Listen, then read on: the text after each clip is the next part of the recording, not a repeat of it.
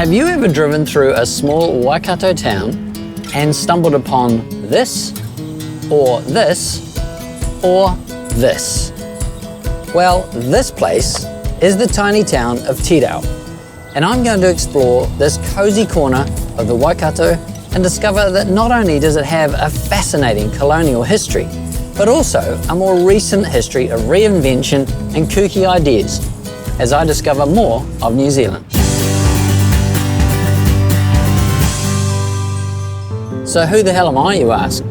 I'm interested in the geography, the history, and the people of this cool little country of ours, and I want to discover more of what makes us Kiwis tick.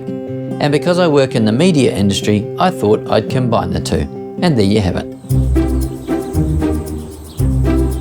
The town of Tirau has many quirks and a lot of history. And a great place to experience some of these characteristics is the Tirau Museum. We're going to meet the owner, Geoff Ernst.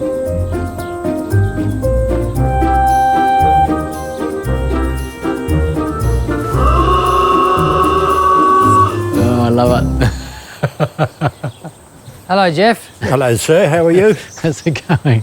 This is your museum. Yes. I'm quite excited about this because it sounds to me like you are a collector extraordinaire. And this is not just your bog standard museum. This has got all sorts of things. Yeah, the more unusual, weird and wonderful, different, the better. Let's go and have a look. What is unique about Geoff's museum is just that. Wow. It's his own personal collection. It's possibly one of New Zealand's largest personal collections of, well, just stuff. When did you start? Like, is this something you started when you were a teenager? I started picking up weird and wonderful things, or old things, when I was about 10, so that's 65 years ago. How much of it have you had donated and how much have you found? Very little donated. So you're the ultimate hoarder. I have gathered it, I've tried to display it, rather than a hoarder, just keep piling boxes under his bed, on his bed. But it doesn't have to be old to make an appearance. He collects new stuff too, if he thinks it's got a story to tell. This is only a matter of 5 or 6 years. So what is this? What are we looking at? Zimbabwe inflation money, call it what you like. Totally out of control. $1 billion down to $50 billion. Trillions over here, from 10 to $100 trillion. And that was 5 years ago. A month ago, that was worth 40 US cents. That's amazing. And there's no shortage of stories from Geoff. This dental nurse reckon I bit a finger. It cost me an overload ticket to get it home. Somebody said to me, you know, the old fella you go to Letchworth is, and I wouldn't have a clue.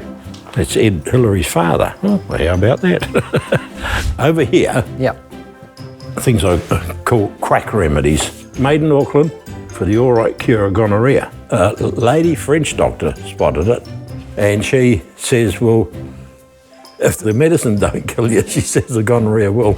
Brothel token. Yeah. 1880s, 1890s.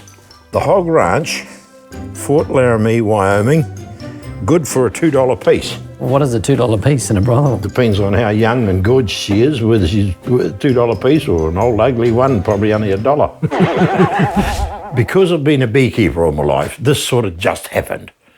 Reputed to be the largest collection of old honey containers in the country, but whether it's right, I don't know. From the weirdest... This is a $12 note.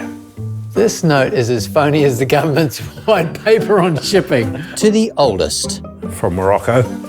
It's around about 450 million years old. You name it, and Geoff appears to have it. The wide angle, I guess. From old TV cameras and chainsaws to World War II corgis.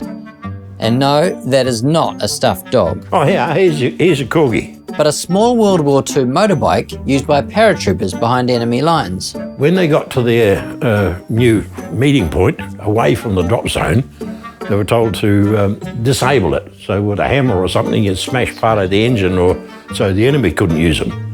And just when you think you've seen everything, look at this room. It just keeps going. This is insane. In this, the grand ballroom of his museum, I found old outboard engines, ancient axes, and something a little less PC. You'd need special permission to hang that in front of your garage now.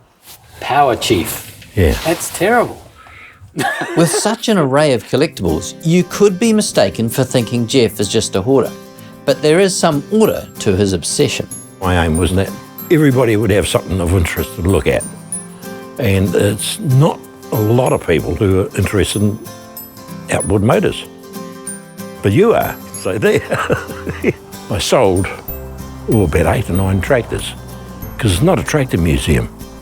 Some of them, I just don't need them. I asked Geoff what he would do if he had some extra cash to inject into the museum. Really, this should be located in a better position. So if it was in town, yes, it would be busier. But out here, they're stopping Tirau, just getting up speed again, and they're not going to stop again.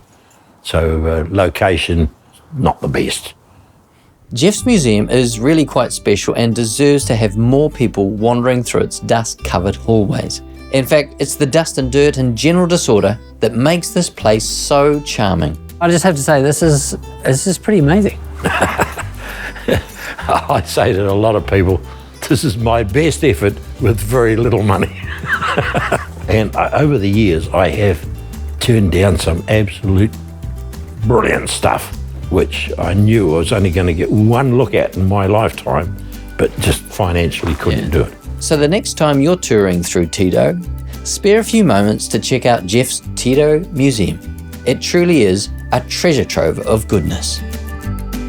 And check out our other stories on Tirau to discover the history of this cool little town and find out where all those corrugated creations came from. Joker said that to me the other day. Geez, my dad will love this. And I said, well, bring him down. He said, he can't, he's dead. I said, well, don't bother bringing him down there.